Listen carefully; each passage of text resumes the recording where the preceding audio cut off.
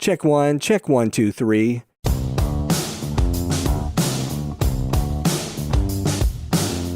Hey everybody, it's Michael Helms, also known as Michael the Sound Guy, and this is the Location Sound Podcast. You know, each episode we talk with location sound mixers, boom ops, and other industry pros about the various aspects of recording sound on location, whether it's for feature and independent films, TV commercials, interviews, any time where dialogue from actors is recorded.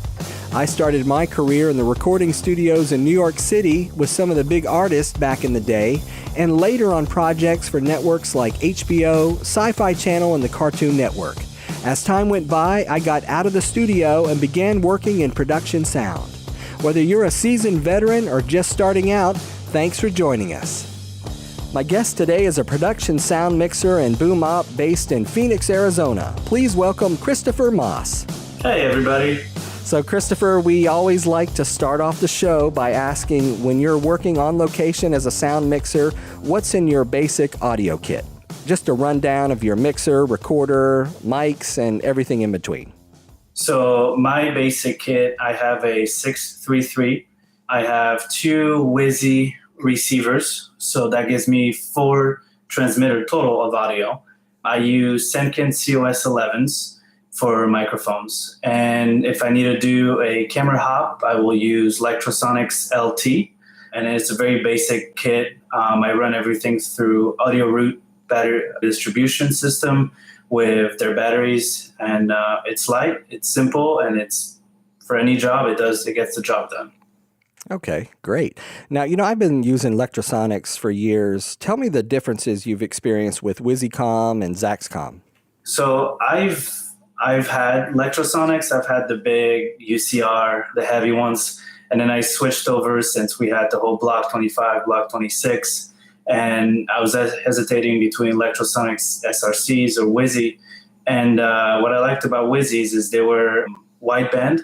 So you have the option of going from 400 or 600 within, the transmitter. And the transmitters has also the ability to switch out the antennas. So each antenna has a different system.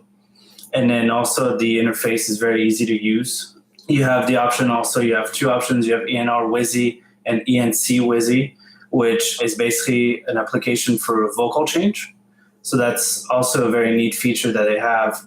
And then, the only downside that it doesn't have as Electrosonics is the power output only goes to 50. And then on the larger ones, they only go to 100. So whereas Electros, they go to 150, 250, Do you have a preference of what's your favorite at this point? I like Wizzy, but I also have Electro SRCs sometimes if I need to use. I just recently bought the brand new transmitters from Lectrosonics with the internal recording feature, which is super neat.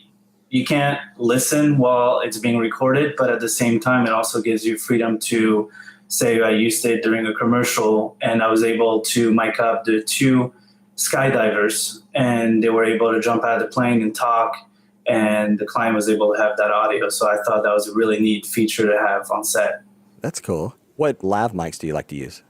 I like Sanken's COS 11s because I've always used them. Even when I had little Sennheiser's G3s, that was my go-to.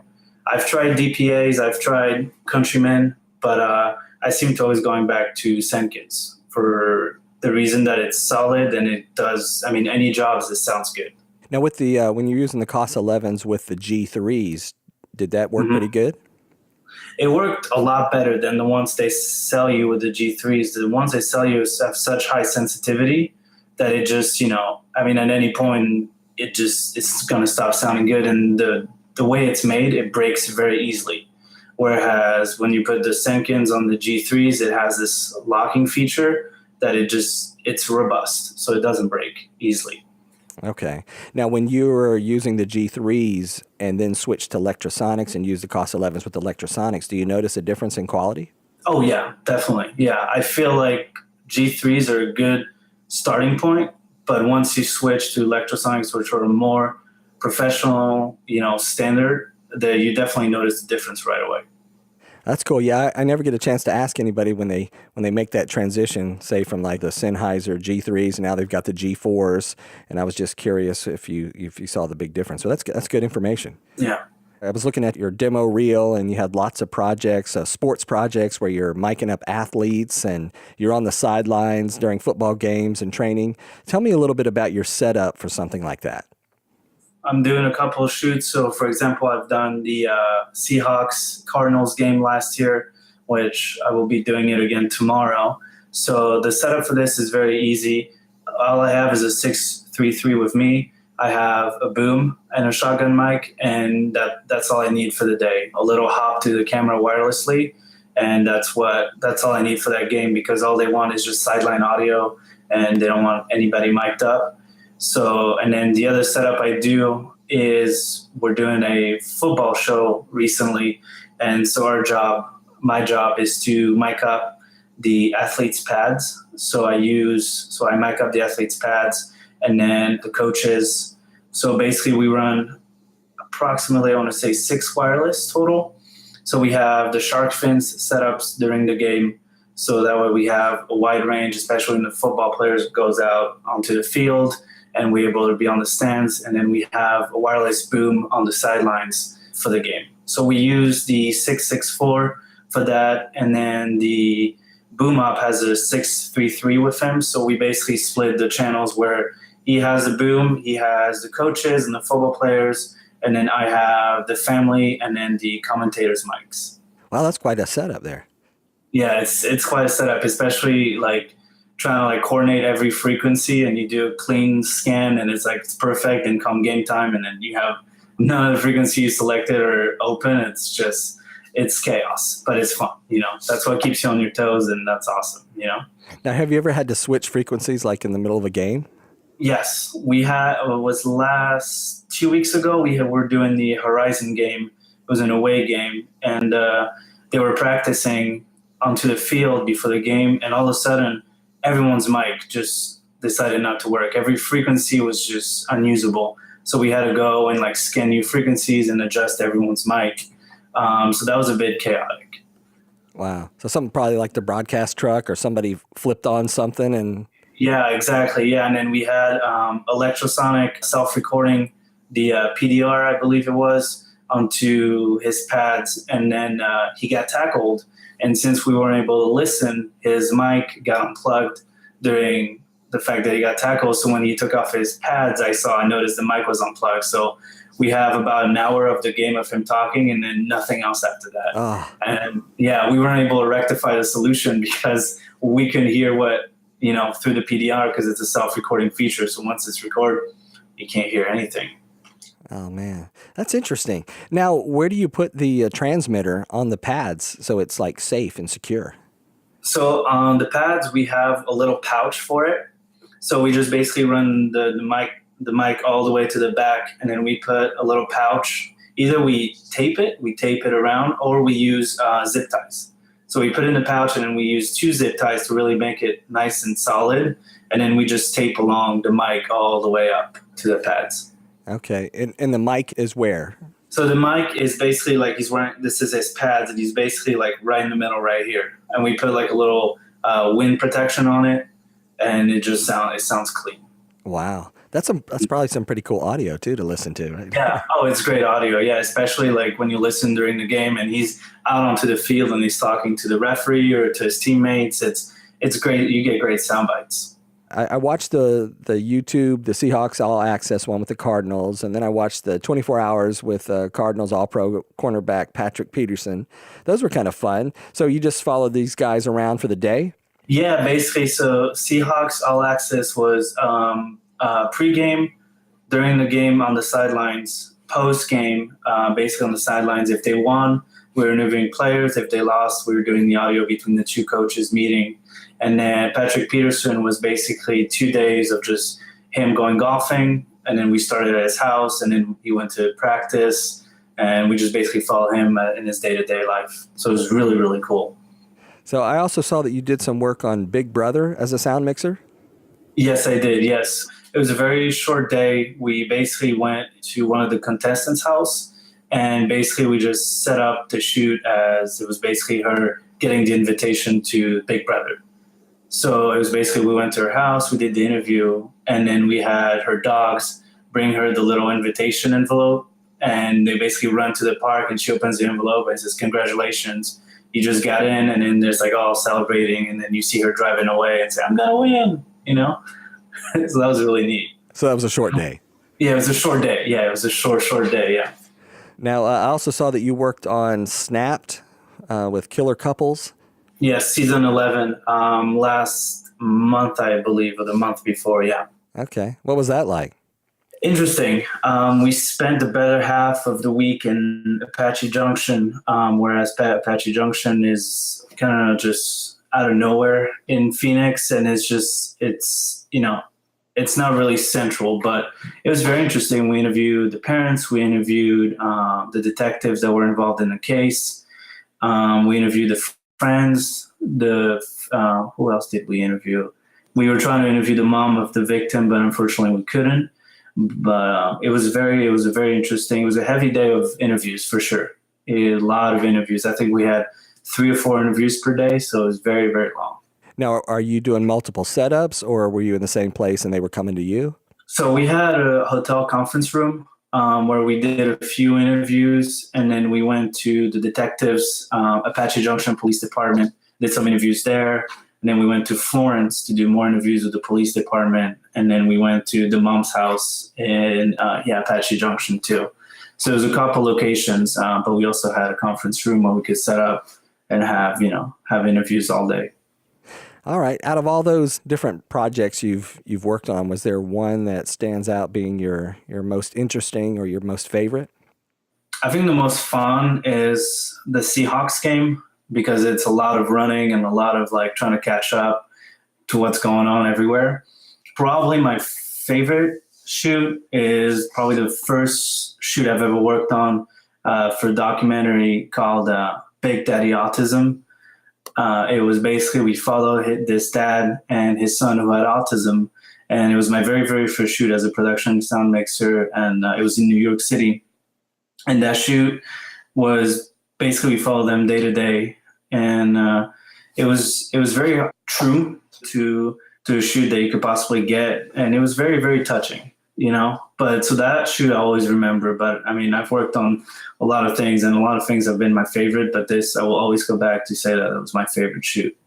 I've been on some projects before where it was like you almost got a little emotional, you know, the whole crew kind of got emotional. You're trying to record this thing and you're like, wow, that's pretty powerful stuff. So yeah, we did a show called Employable Me a couple weeks ago, and it's basically people with disabilities trying to get jobs, and we followed this girl who had Tourette's syndrome, and she got a job at a place where it's artistic, there's painting, there's other things, you know. And I think when she went on the second day for like a trial period, and at the end of the day she got the job, and I think the whole crew get emotional. We all get a little bit emotional because it's, you know, you follow these people on a day to day and you're like, okay, you know, you're happy for them. Yeah, it's like, and it's happening in real time. So it's happening in real time. Yeah, exactly. What are some expendables you like to use when you're miking up talent? So my go-to right now is Top Stick. So RM11s with Top Stick seems to get the job done. If we're doing corporate interviews with suits, ties, I use Hide-A-Mic because these seems to work great, especially the tie one they have. You just slip in and then it sounds great. So those are my 2 go-tos for now. I used to use undercovers, but I kind of grew out of it. And now it's just I use Top Stick for basically everything I do, and it works great. Yeah, I haven't tried any of the Hide-A-Mic ones, but I was thinking about getting some just to demo. Yeah, I mean the tie one is awesome. They have a shirt one too that's great, that just goes in between the shirt. So that's also a great feature to have. And then you also have the t-shirt and the bra one, which I don't use often, but they are also great to have on set. Now, we always have to ask, what was your worst on-set experience? I had a shoot with rappers in Harlem, and we were doing the shoot, one of the scenes at a cigar shop. and we had an interview. Well, I had to mic up these two ladies, and the ladies basically there was nowhere for me to mic them up. So I feel like it was challenging because I was like, I'm not too sure, so I'm just gonna boom this because there's nowhere for me to put the mic. So the most difficult thing on set, I've had one commercial shoot where I was using my G3s with the mics they sell you with it, and they basically died halfway through the shoot. So good luck. I had some Sankens with me, so I was able to just like, okay, let me just undo these cables and just put Sankens on her. But it was just like, it was one of those moments where it's like, it's in the moment and you just have to act upon it, you know? Adapt as you go. Adapt as you go. Yeah, exactly. That's what our job is. What has been your biggest technical challenge on set? We did a shoot in Tucson, Arizona for Wendy's, and we were using one lav, one boom, which is an easy setup. So I got to the shoot, I scanned frequencies. I was using an SRC. So I scanned, I found a clean frequency. I'm like, okay, I put it on the actor. We waited a couple hours for the scene to be lit and for the camera to set up a shot, turn his mic back on, and literally no frequency available. The frequency I had found for him was taken, and I scanned, and there was nothing. So we had to resort to just using the wired boom because there was literally no frequency.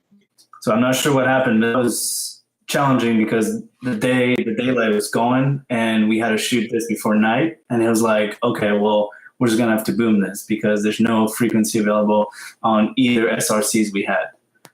It was one of those days.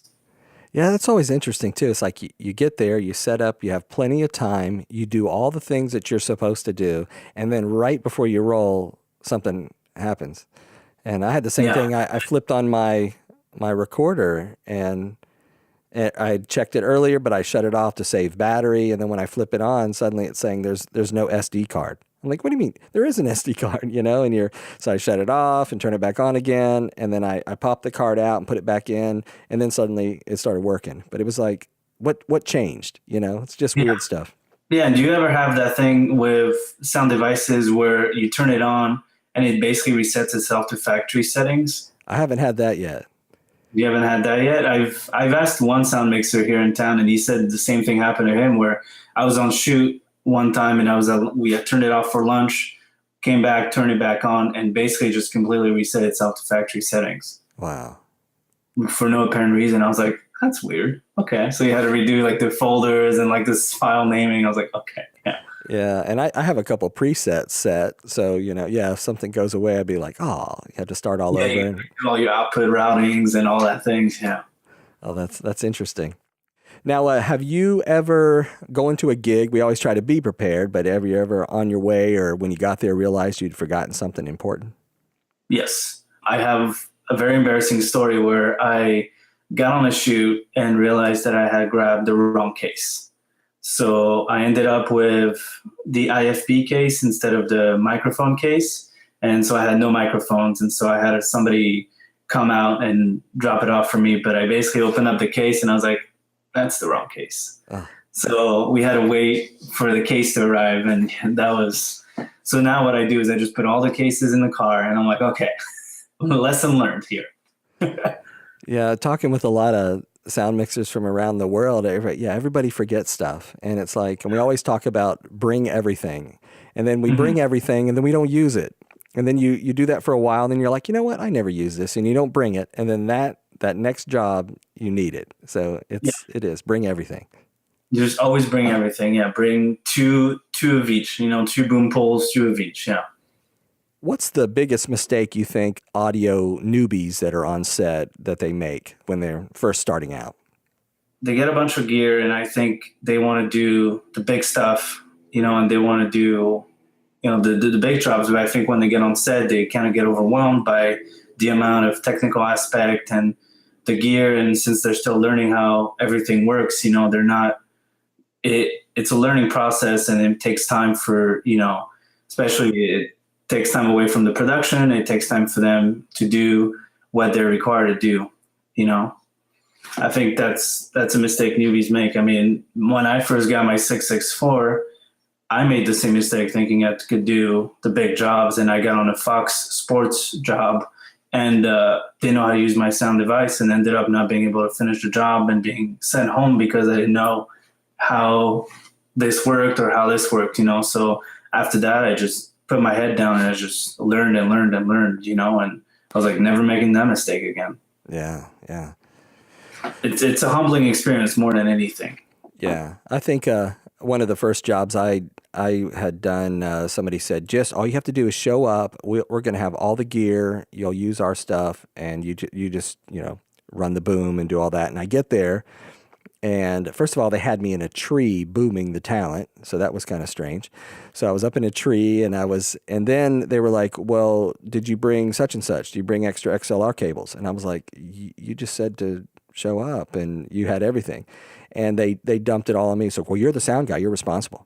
And so I think it was probably an hour. I had like a 30-minute drive to rush back and grab some gear and then come back again. But I was just, I never do that. That was like I mean, in part of it, they almost like set me up to fail, but I should have, from learning experience, bring stuff with you just in case, backups.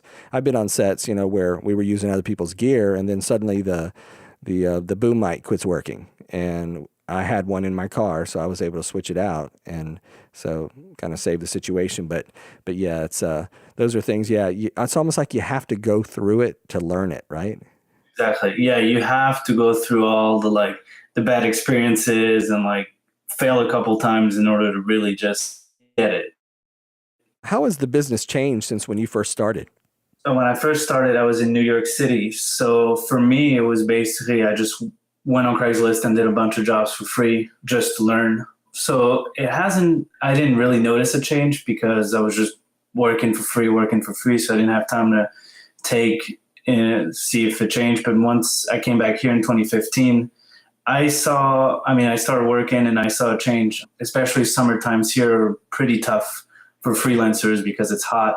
Nobody wants to work. I mean, there's no productions coming in the summers. So, but I did see a change, whereas, 2015 was sort of not really busy, as 2016 was very busy for the summer. And 2017 was also busy, and 2018 was also busy. So I see a change, especially in a state like Arizona, where we don't have tax incentives, none of that. We get all the documentaries and all the sports stuff, but I feel like from when I came back in 2015 to now 2018, it's changed. There's more work coming to this state, and that's great for us. We're a small film community here, and to have more and more work is awesome, especially for everybody. Yeah, Florida is kind of the same way. For a long time, we had good tax incentives for productions, and at one time they were calling this Hollywood East, and so lots of productions in Florida. But the current, he's the outgoing governor now, but he cut a bunch of programs and stuff, and all this bigger production has been drying up, and people are moving out. And places like Georgia, which is just one state away, they're booming right now. Like all the Marvel films, the movie like Hidden Figures, which was a lot of it was based with the space program and in Florida, and they even had a scene that was supposed to be Miami Beach, but they shot it in Georgia, and it didn't look like Miami Beach. But so it's stuff like that, and when they come to town. And what I heard was they were saying that, the movie industry is making so much money anyway, and that's why we need to cut these things. And it's like they don't realize that there's people come to town and they're hiring a local crew, and there's hotels and food and equipment rentals and all these things.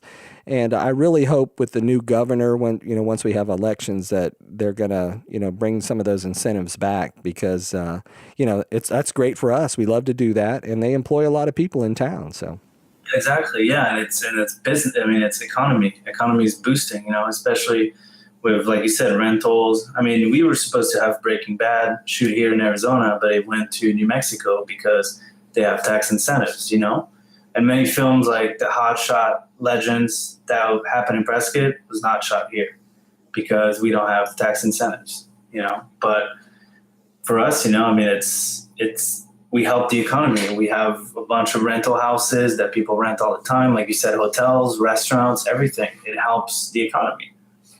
Absolutely. Now, regarding freelance, do you have any tips on, how to get freelance jobs? Do you use any of the production services like Production Hub or Staff Me Up or anything like that? Yeah, so I use Staff Me Up and Production Hub constantly, which has been a good revenue. It's been 50-50 in terms of jobs. But now that I'm sort of been here since 2015, I kind of settled in where I started to have recurring clients come back, say, hey, we have another shoot in Phoenix. Are you available? So that's good. But yeah, so I use Production Hub, Staff Me Up, and then I've been on other sites like Gig Salad, but a bunch of other websites. But the most that brings the work is Production Hub and Staff Me Up. Okay. Now, when it comes to buying gear and renting, do you have an opinion on that? Yes, I stopped renting because last time I rented a Sanken, it was broken. And that's when I draw the line and said, never again. Do I go on shoot with broken gear and then I can't use it? It just makes me look unprofessional and it's just not right. So I decided to just invest as much as possible in my savings into gear that I know is reliable and I know is going to work. So since January, I spent a good chunk of my money into equipment, but it's worth it because at the end of the day, you don't have to resort to rental houses and hopefully the equipment works, And so I much rather have my gear. It's new, but it works and it's reliable and it's not going to break on you midway through the shoot, Yes. There's a lot of horror stories of getting gear that doesn't quite work right. So, and then you don't want to look bad. And I think the biggest scares are the cables, the XLRs and all those. It's like you plug it in, you're like, well, hopefully it works. And if it doesn't work, well, then you're in trouble. That is true. Now, on your feature film and independent film work, is there a project that you did that you really enjoyed? Yeah, I did a feature film called Life Connected last year with Graham Greene and a couple actors. That was a great movie because it was about children in foster care. And we started every morning with our director telling us a story about a child in foster care and that the day would be dedicated to him. So it was 16 days of production every day. And it was a lot of fun. I think that was my favorite feature I got to work on. And I haven't got to work on many features, but that was the one I enjoyed most. That's cool.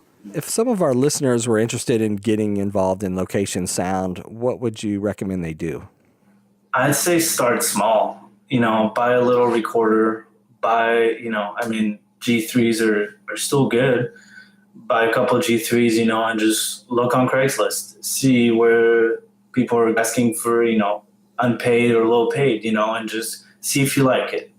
I think that's the biggest thing is see if you like it. Because if you invest all your money and into equipment, everything at once, and you're starting to think and you get on shoots, and you're like, I don't really like this.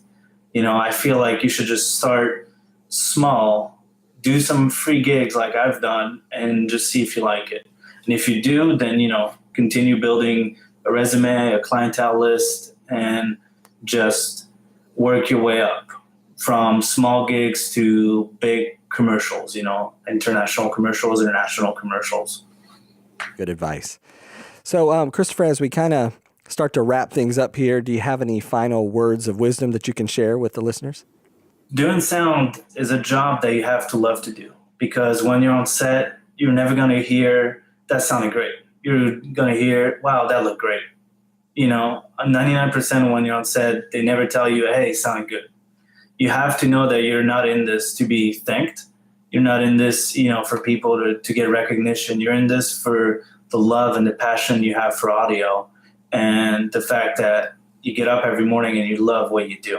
I think that's what most people, when they go into film school, they want to do camera, they want to do directing, all that stuff. But sound is just as important as anything else. And, you do it for the love. You don't do it to be thanked. You just do it because you love it. Nice. That's good. What's the best way for people to get in touch with you? So I have an Instagram, which is Christopher MA12. That's my Instagram handle. And then you can find me on Production Hub And my website is also on Production Hub. So I don't have Facebook anymore, unfortunately. So the only way to reach me through social media platform would be Instagram. Well, I wanted to say thanks to Christopher Moss for being on the show today. He's based out of Phoenix, Arizona. So if you guys are out there doing production, look him up. Thank you so much for having me. And a big thanks to all of our listeners out there. If you'd like us to discuss a particular topic, please send us an email at locationsoundpodcast@gmail.com. We would love for you to subscribe and leave us a comment. We're available on Apple Podcast, and for Android users, check out Google Podcast. Also, we're on Stitcher, Spotify, TuneIn Radio, and on your favorite podcast app. Until next time, remember, sound is half the picture.